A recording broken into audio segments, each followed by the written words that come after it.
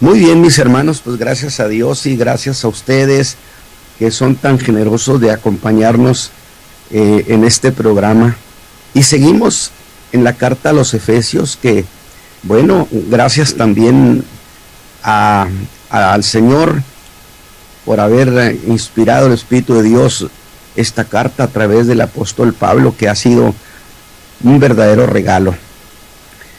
Entonces continuamos. Usted sabe que ahorita estamos hablando de eso de vestir al nuevo hombre. Y ya en el mensaje pasado le pusimos la primer pieza de su vestidura. Es decir, era muy mentiroso. Era un creyente, pero mentía. Pero este creyente entendió y ahora habla con la verdad.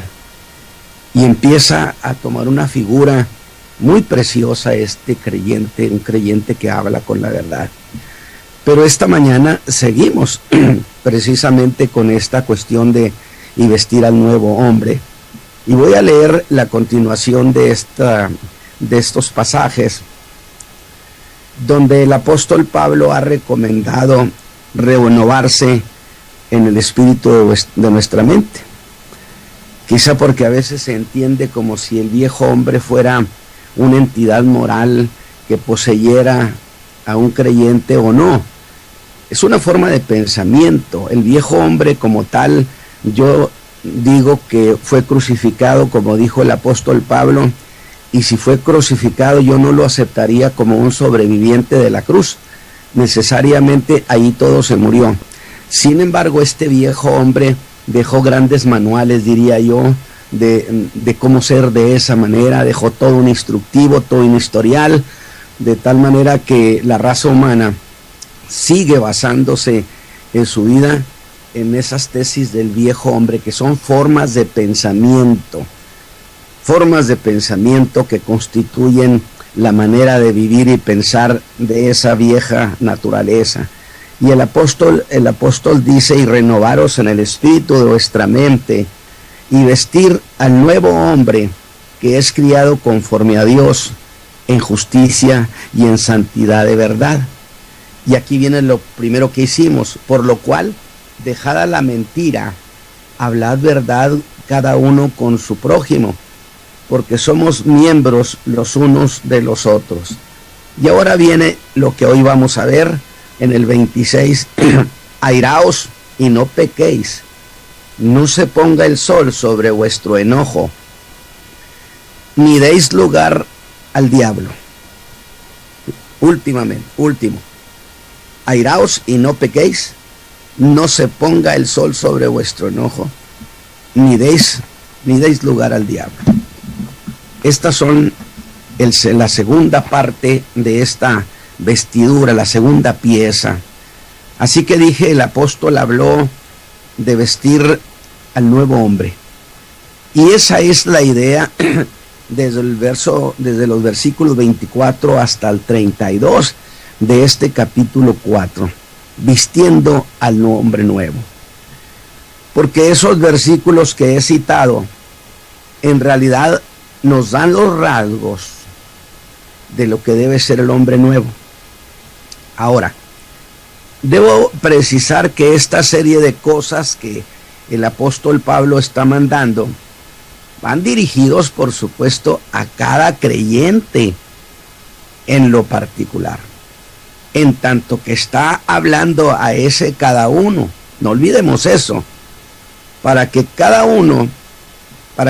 una de sus exhortaciones logren en ese cada uno un creyente digno de la vocación a la que fuimos llamados.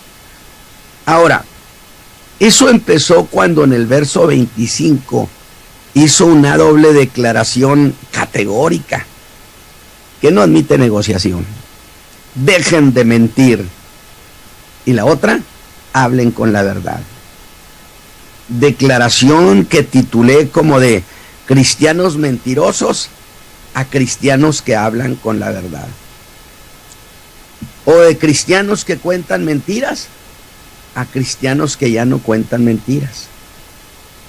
Y esto porque hemos empezado a vestir al hombre nuevo y que como ya pusimos la primera pieza, empieza a verse muy hermoso ese hombre nuevo. Pero algo debe suceder con él. El hombre ha empezado a ser vestido a la imagen de Dios. Ese hermano ya no miente, tomó muy en serio eso. Sin embargo, sabemos que el viejo hombre seguirá diciendo que no es bueno decir siempre la verdad. Y dije, muchos creyentes han de estar de acuerdo con él. Por eso hablamos de diversas formas de la mentira. Y apareció, por ejemplo, solo un breve recordatorio, la hipocresía, que en griego nos da una buena idea de lo malo que es la hipocresía, en tanto significa el que desempeña un papel en el teatro. Y por lo tanto, por tratarse de una figura teatral, adquiere el sentido de fingimiento. De allí que algunos piensen, bueno, a veces hay que hacer algo de teatro. ¿Ha oído gente así? Creyentes que dicen, bueno, de vez en cuando hay que hacer algo de teatro. Bueno, ahí tiene usted lo que dice Pablo. Ahora, si ese mandato del apóstol es para los creyentes, yo pregunté en el mensaje pasado, ¿diría usted que mentir es una práctica común en los creyentes? Las respuestas cuando hice encuesta fue abrumadora. Que sí que mienten mucho. Y vinieron otras cosas como exagerar, adular y muchas más. Y con esa idea es que nos vamos ahora al mensaje de esta mañana en los versos 26 al 27, que contienen 3 cláusulas. La primera dice, airaos y no pequéis. La segunda, no se ponga el sol sobre vuestro enojo. Y la tercera, no deis lugar al diablo. Así que entonces, veamos de cerca esta cuestión. La primera cláusula, que dice, airaos y no pequéis. Y antes de entrar en detalle sobre la ira o el enojo, diré que así como a la mentira lesiona, lastima la unidad de la iglesia, porque lleva al creyente a tomar decisiones sustentadas en una mentira, y eso divide al cuerpo de Cristo. La mentira trastorna mucho la unidad. Así también, la ira y el enojo son 2 estados de ánimo agresivos a la unidad. Es la ira y el enojo, y particularmente esa clase de enojo.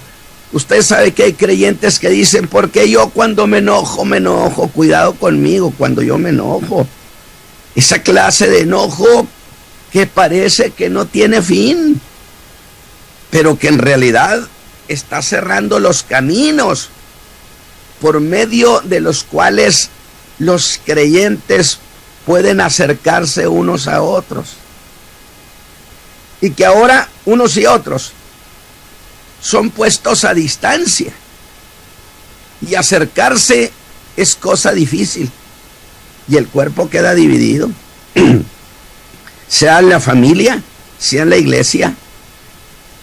Y viene a mi mente el Salmo 4:4, que exhorta, dice, a no pecar por causa de la ira. Pero vea usted cómo lo dice: temblad y no pequéis. Pero que es lo mismo, airaos y no pequéis. Y al decir esto así, creo que usted con toda razón podrá estar diciendo, hermano Ramos, ¿y qué tiene que ver eso de temblar con eso de la ira? Es que eso de la ira, en una de sus acepciones, significa precisamente alborotar, excitar y temblar. ¿O acaso no ha oído usted de alguien que dice nomás temblaba de coraje?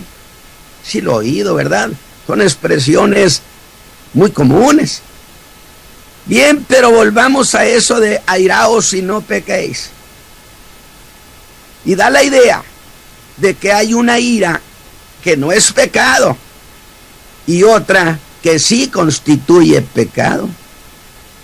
Ahora, ¿cómo entender esto? ¿Qué diríamos del caso de Marcos 3:5?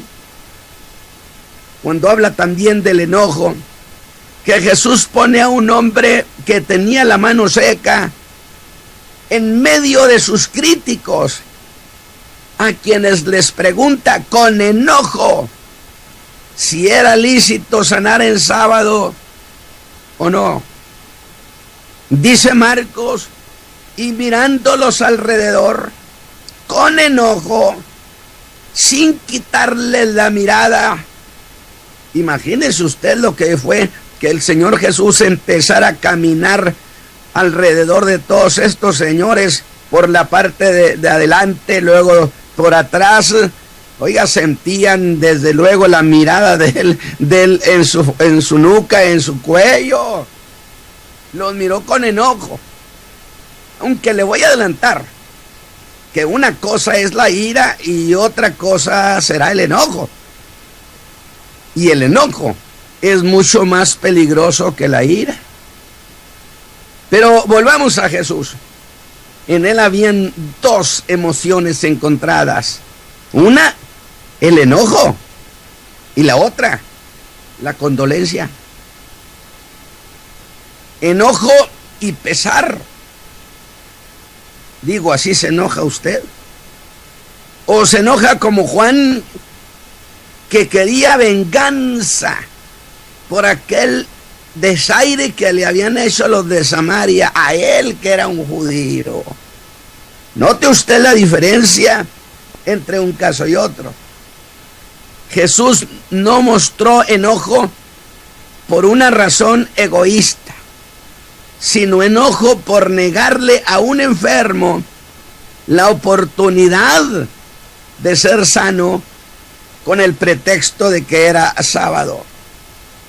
Mientras que el enojo de Juan era egoísmo puro.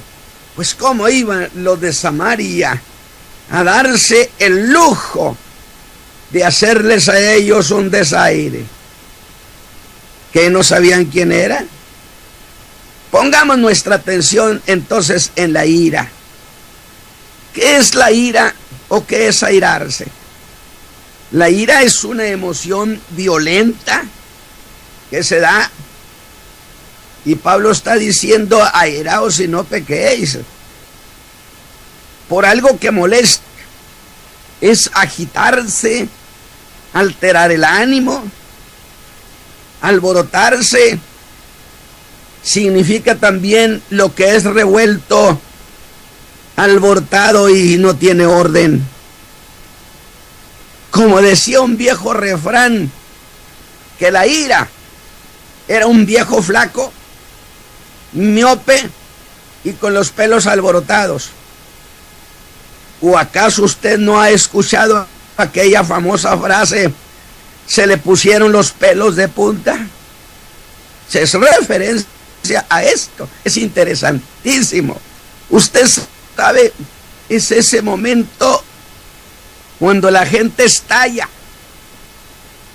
Es un arroyo desbordado la ira.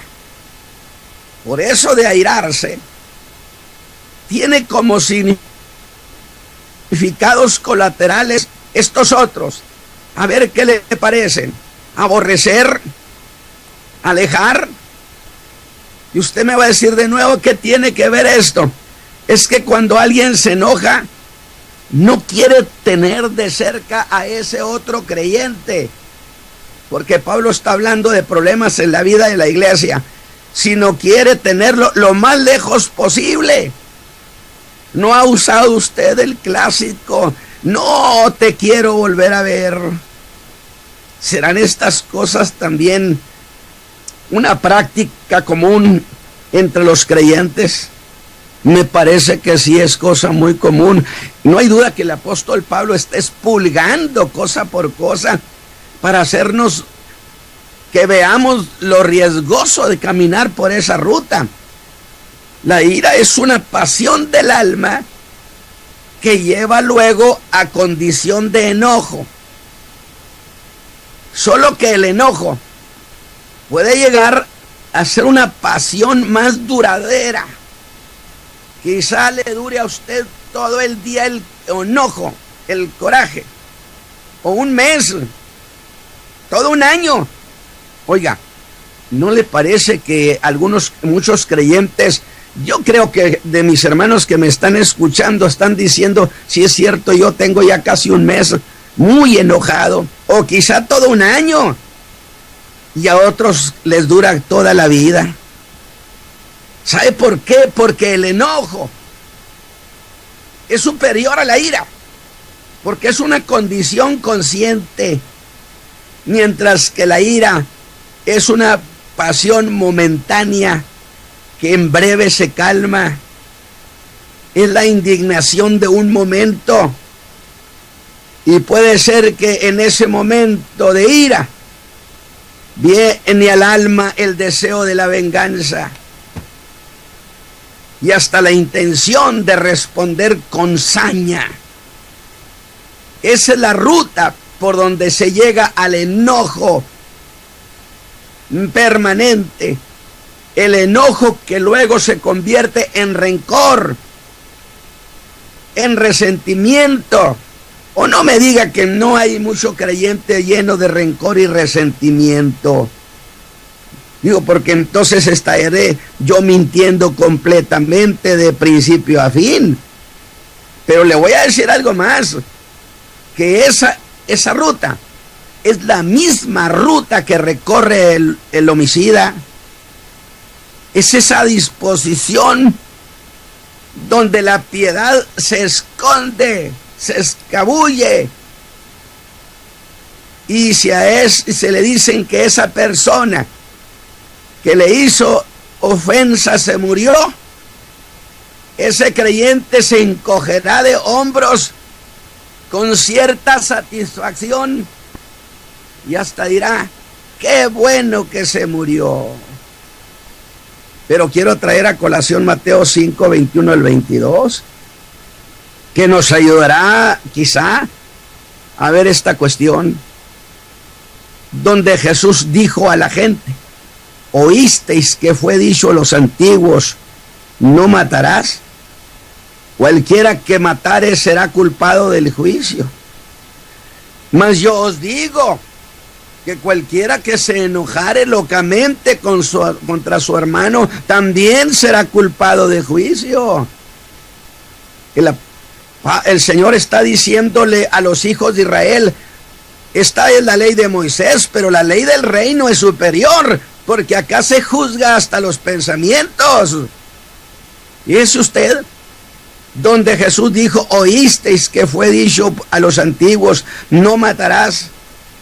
Cualquiera que matare será culpado del juicio. Y digo, culpable del juicio, ¿dónde? Por supuesto, ante algún tribunal humano. Pero vea la segunda parte. Mas os digo que cualquiera que se enojare locamente, sin control, desbordado contra su hermano, será culpado del juicio.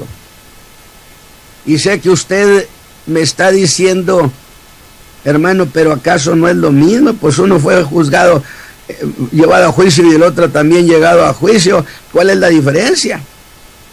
Bueno, es que el que mató, ejecutó, será llevado a juicio por un hecho cometido. Y el que se enojó locamente y pensó lo peor hacerle a ese hombre o a ese otro creyente, también será culpado del juicio. Pero ¿acaso hay algún tribunal donde se juzgue los pensamientos? ¿En qué tribunal a usted lo llevan para condenarlo que es que porque pensó? No existe. El primero fue en un tribunal humano, y el segundo El que se enoja locamente contra su hermano, aunque ni siquiera lo haya tocado, también merece ir a juicio, dijo Jesús. Y otra vez, ¿a dónde? ¿De qué se le podrá acusar a esa persona? ¿Acaso de haber pensado lo peor de su hermano o para su hermano? Y tenemos que volver otra vez a la idea. ¿Qué tribunal humano juzga eso? Yo digo, pues ninguno. Pues no lo hiciste, pero lo venías pensando, pues definitivamente no existe quien haga eso en la tierra. Entonces, ¿qué hacemos con la afirmación de Jesús? Él dice que sí será culpado en el juicio, pero este será en el tribunal de Dios. Porque en el tribunal de Dios, escúcheme bien, mi hermano creyente, se juzgan hasta las malas intenciones. Uno dice, si alguno codiciare la mujer de su prójimo, ya adulteró con ella en su corazón, se da por hecho. El enojo que llega a ser vengativo es pecaminoso, y ese no puede tener lugar en la vida cristiana. El nuevo hombre se ve muy mal con esa ropa, harapos del viejo hombre. Y a mí en lo personal no me gustaría pastorear a esos creyentes que anidan en su corazón el resentimiento. Alabado sea Dios. Quiero pastorear creyentes nobles de alma, dispuestos a quitar el enojo de su corazón. Ve entonces la segunda cláusula, a la que voy a titularla como el enojo que no dura más allá de la puesta del sol. No se ponga el sol sobre vuestro enojo, que pudiera ser también buen título, el enojo que no llega hasta la noche. ¿O qué le parece este otro? El enojo que no llega del ayer hasta el hoy, sino que se dio ayer y en el mismo ayer se terminó. Alabado sea Dios. ¿Qué le parece esta versión de Hechos? Dice el apóstol que aparte su enojo antes de la puesta del sol. Me gusta esto.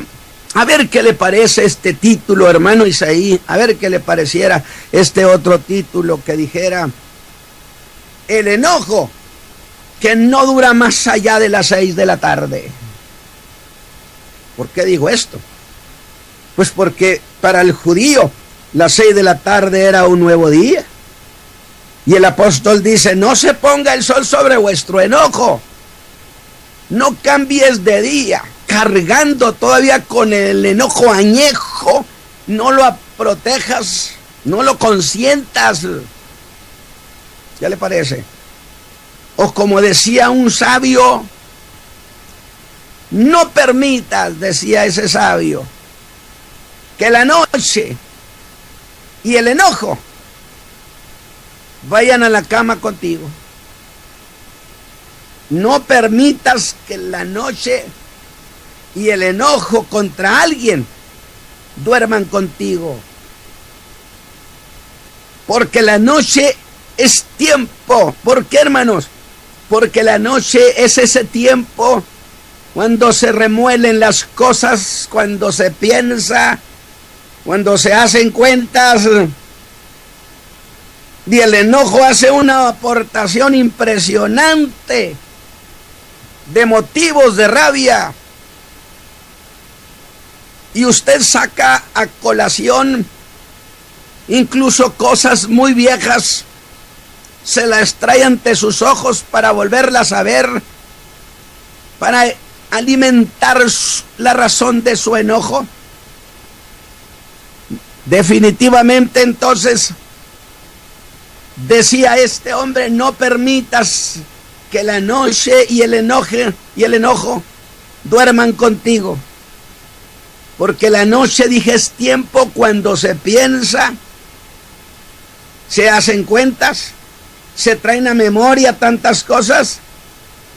Y es así como el enojo puede llegar a convertirse en odio. Diría Pablo, no permitas que eso suceda. ¿Diría usted que hay creyentes que tienen odios? Sería muy aventurado decir que no. Cualquiera le puede demostrar a usted que está equivocado. Demasiado creyente, y esta mañana yo quiero ministrar en sus corazones para que vean de frente esa cuestión y saquen de su alma redimida a ese viejo hombre con sus formas de pensamiento. Alabado sea Dios. Lance al bote de la basura su odio, porque el enojo que se arraiga tiene la tendencia a juzgar. Porque ¿acaso el enojarse de esa manera no saca contra esa persona las peores cosas? Cuando se molesta con alguien y reflexiona, no empieza a verle solamente los defectos, las malas cosas. Y llegará el creyente que trata de justificar eso, a decir, bueno, que al cabo no es tan buena persona el hermano, y es un redimido, y ese nomás casi nadie. Es uno de los llamados en esa vocación gloriosa que Pablo está diciendo, anden dignos de esa vocación a la cual hemos sido llamados. Yo creo que en estas cosas tenemos que hacer una valoración y decir qué tan lejos voy de ese camino. Y es precisamente donde entra la tercera cláusula: no deis lugar al diablo. Y es ahí donde esa noche, cuando usted está reflexionando y usted está alimentando su odio, el príncipe de las tinieblas hace su trabajo. Y usted me va a decir, oiga, hermano Ramos, ¿cuánta fantasía tiene en su mente? ¿Qué tiene que ver el diablo con esto? No, pues dígase a Pablo. Él está hablando de esto y dijo, no den lugar al diablo, no alimenten su rencor, que no se ponga el sol sobre vuestro enojo, porque el diablo te va a lograr. Pablo lo está diciendo, la Escritura lo está diciendo. Yo no estoy hablando fantasía. Y es cuando dice entonces, es ahí donde el príncipe de las tinieblas hace su trabajo. Y usted me va a decir, ¿pero qué tiene que ver el diablo con esto? Pues vea, dice el apóstol en su tercer cláusula, no deis lugar al diablo. Y a eso voy a llamarle como, hermanos, quítele la oportunidad al diablo. Pero eso a mí me hace una pregunta. ¿Por qué el apóstol no usa la palabra Satán, que quiere decir tentador? Pues porque no necesita tentarlo. Usted ya está involucrado en sus reflexiones de odio. ¿Por qué usa el apóstol la palabra diablo, que significa calumniador? Porque el calumniador le echa lumbre al fuego, le echa leña. ¿Y cómo crece la calumnia? Sino a base de murmuraciones. Porque para un creyente enojado, nada es más nocivo que uno que calumnia. No deis lugar al diablo, dice el apóstol. ¿Y cómo es eso de darle lugar al diablo? En eso llegarán a usted los cuenteros, creyentes cuenteros, los que vienen con acusaciones contra ese hermano.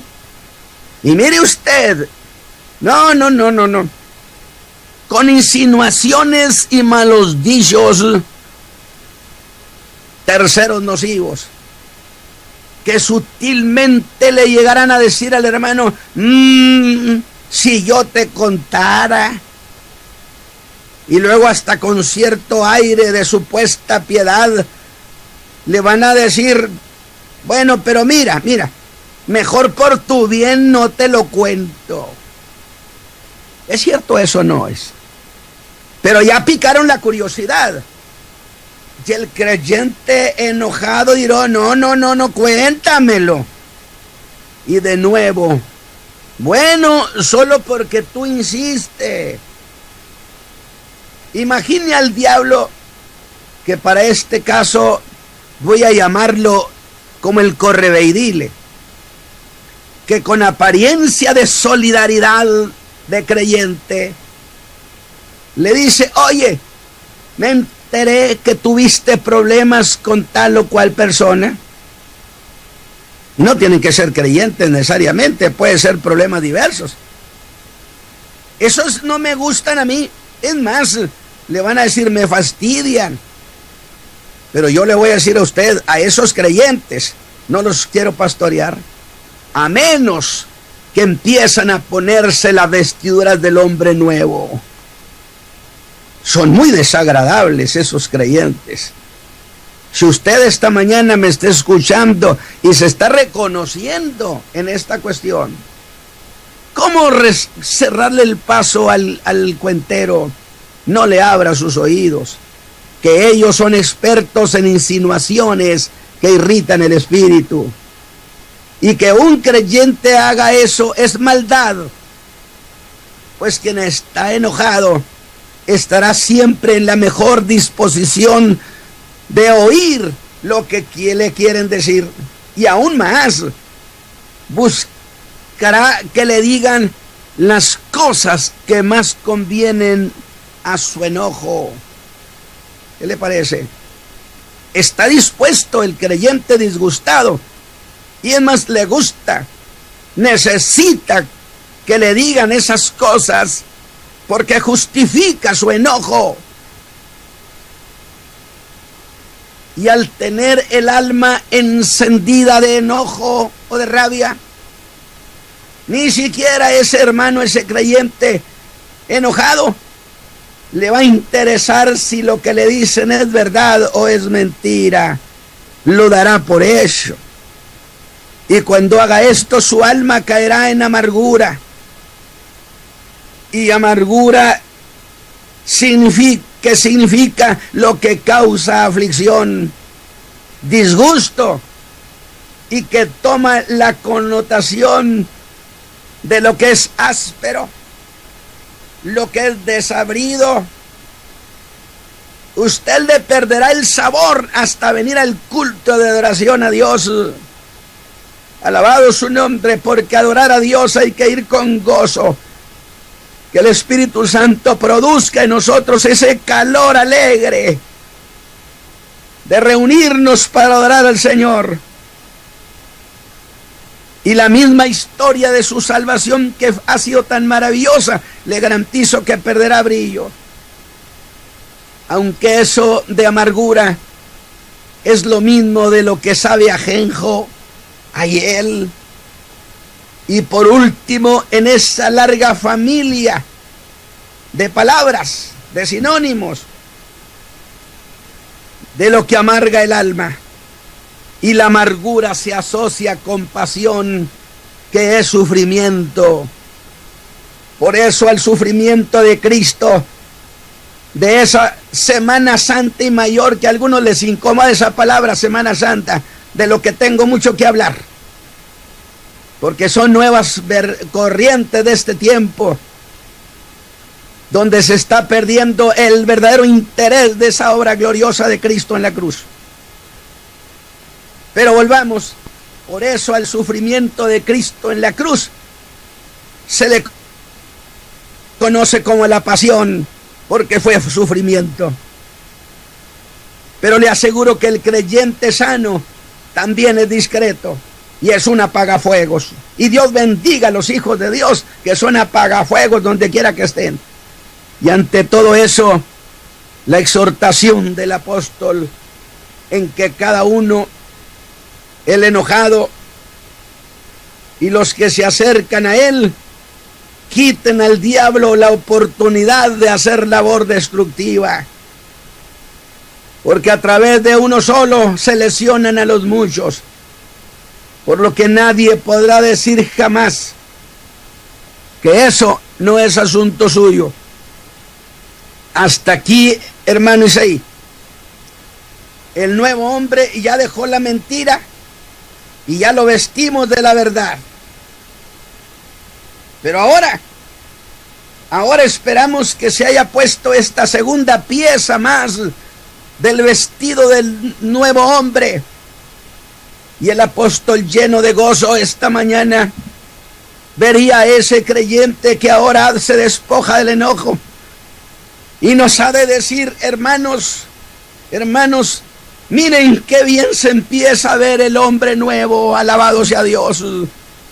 Qué hermoso se empieza a ver ese creyente nuevo que ya no miente y que se ha despojado de la ira y del enojo.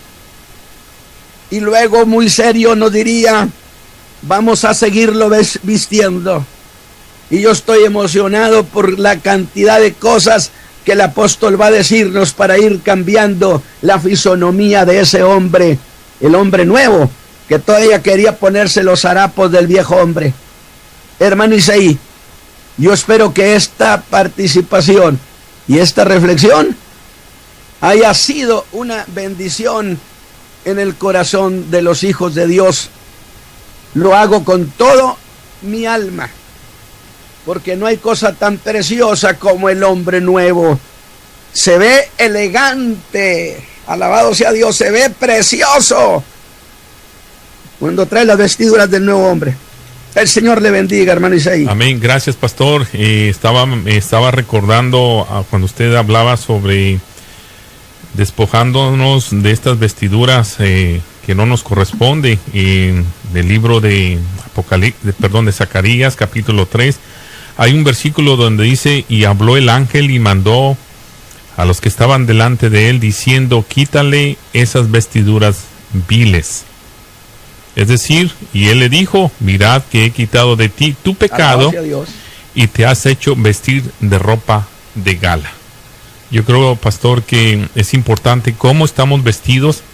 Amén. ¿Por qué traer el pecado todavía cuando ya no tenemos esas vestiduras? Yo sé que es bien importante cómo hablamos, cómo nos manejamos.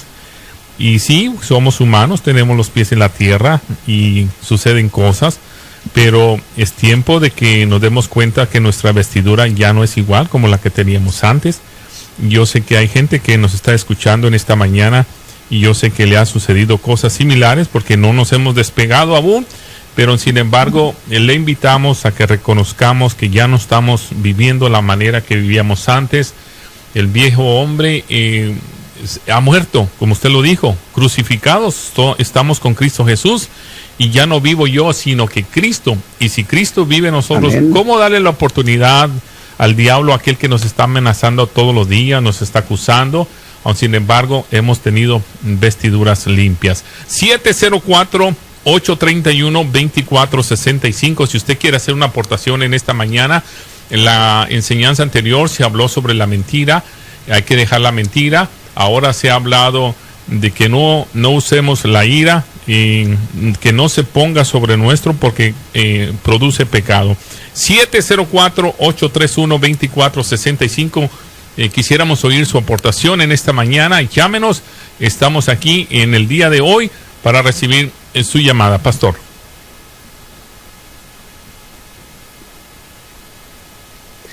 Sí, yo solamente quiero recordar esto. Veamos la escena. El apóstol Pablo le decimos: miren, aquel es un hombre nuevo. Y el apóstol, sorprendido, diría: ¿y por qué trae los harapos del viejo hombre? Se ve muy mal. Y entonces ha empezado a vestirlo. Y dijimos: ya llevamos 2 piezas, grábeselas. Dejó de mentir ese hermano porque era muy mentiroso. Ahora ya no miente. Ahora ha dejado el enojo y la ira. El enojo no se pone el sol cuando él ya lo ha sometido. Y ahora Pablo nos diría: ahora volteen a ver a ese hombre. Qué precioso se empieza a ver. Amén. Porque es a la imagen de Cristo Jesús. Amén. Que el Señor les bendiga. Gracias, buenos días, Dios me le bendiga. Hermano Pastor Isaí Ramos, el Señor le bendiga, le habla el hermano Zapata. Amén, hermano Zapata, le escuchamos, adelante.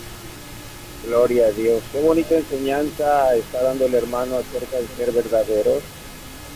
Y desgraciadamente aquí en los Estados Unidos, hermano, muchos creyentes a veces queremos buscar la vía de la mentira para justificar ciertas cosas. Sobre todo el modo de vivir aquí, ¿verdad? Entonces, ahí tenemos una batalla, ahí tienen mucha batalla las personas.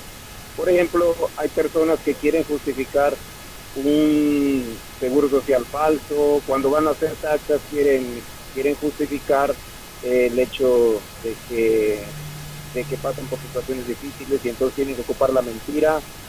Y bueno, son muchas situaciones difíciles que hay aquí, pero yo les digo que usen la verdad, sean verdaderos, sean francos. Si alguien te pide un seguro social, tienes que ser sincero. No es un seguro social verdadero, ¿verdad? Hay personas que van a un restaurante a pedir trabajo y dicen, ¿tu seguro es bueno? Oh, sí es bueno, sí es bueno. Y a veces se van porque no lo checan. Y hay que ser verdaderos, hay que ser sinceros, francos. Dios nos va a bendecir, Dios nos va a abrir las puertas en donde quiera que nos movamos, siempre y cuando usemos la verdad. Igual creyentes que quieren hacer taxas buscando la forma de ir ganando, de ir adelantando por el dinero, no usen la falsedad, no usen la mentira, porque traen consecuencias. Trae consecuencias en este país y trae consecuencias en el cielo, Pastor Isaí. Así es, y nosotros tenemos que ser honestos con lo que decimos, con lo que hablamos. Usted ya lo dijo, hay muchas maneras de ahorrarse aparentemente en el presente, pero en el futuro puede traer consecuencias graves. Y usted lo dijo, tanto aquí en la tierra como en los cielos. Es muy fácil decir que, como decíamos la semana pasada, hasta le ponemos los colores a las mentiras. Unas son blancas y otras son de otro color. Yo creo que para Dios pecado es pecado y no tenemos por qué dejarnos influir por el sistema, que muchas veces es lo que ocasiona una mentira, se va haciendo otra mentira más grande y al rato no podemos parar esa bola de nieve que va incrementándose. Yo sé que la palabra es clara, es precisa, pero a veces solamente la usamos cuando estamos en el templo, cuando hay una necesidad, pero cuando viene la justicia divina, tenga cuidado, porque tarde que temprano todos daremos cuentas a Dios de lo que hayamos hecho aquí en la tierra, en el cuerpo. Amén, amén, amén. Mi hermano, usar la verdad nos trae beneficios. El Señor le dijo, el apóstol San Pablo le dijo a Timoteo, sufre penalidades como buen soldado de Jesucristo. Quizá por decir la verdad vas a padecer por un rato, por un momento, pero yo te garantizo la victoria y la bendición del Señor para adelante. O sea, el Señor nunca te va a dejar solo, su mano siempre va a estar ahí. Te lo dice alguien por experiencia que tiene años viviendo en este país. El Señor es misericordioso, es bueno y siempre te va a ver la ventana, la puerta del cielo, siempre y cuando tú seas honesto con Él. Amén. Gracias, hermano Zapata, nos bendice su llamada. Gracias una vez más a usted que ha estado con nosotros el día de hoy. Y será hasta el miércoles, si Cristo no ha venido, al mismo horario. Amén. Y gracias, hermano Zapata. Bendiciones. Bueno, gracias. Continuamos aquí en Radio Oración, escuchando la programación del día de hoy. A usted que lo ha hecho, le agradecemos infinitamente. Mañana, el miércoles de 9 a 10 de la mañana estará otra vez el pastor Natividad Ramos desde el país de México, Monterrey, Nuevo León.